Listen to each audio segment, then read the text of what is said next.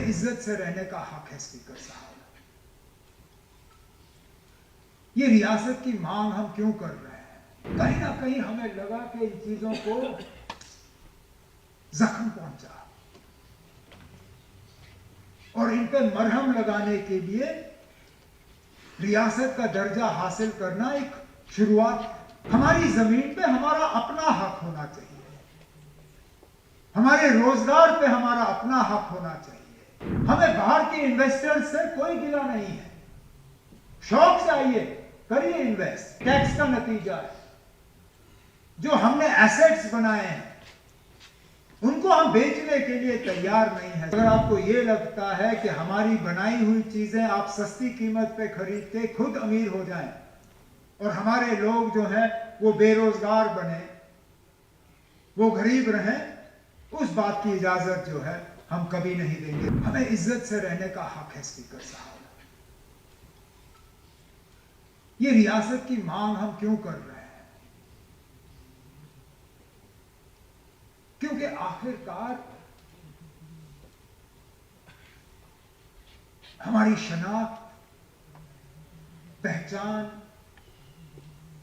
हमारा वजूद, हमारा विकार, कहीं ना कहीं हमें लगा कि इन चीजों को जख्म पहुंचा और इन पे मरहम लगाने के लिए रियासत का दर्जा हासिल करना एक शुरुआत है।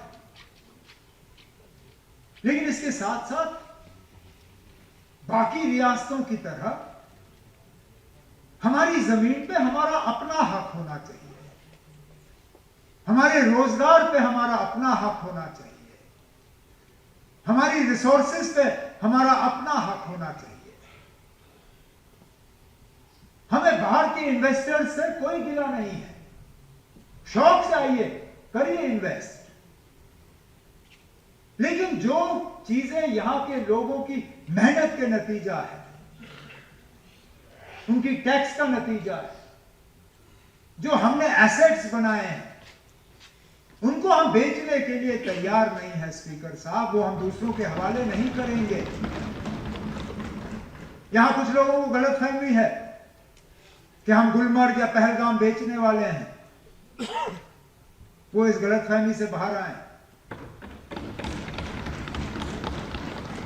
हम अपने क्राउन जूल्स, अपने एसेट्स को बेचने के लिए तैयार नहीं है। आप बाहर से आके यहां इन्वेस्ट करना चाहें, नया बनाना चाहें, शौक से करिए।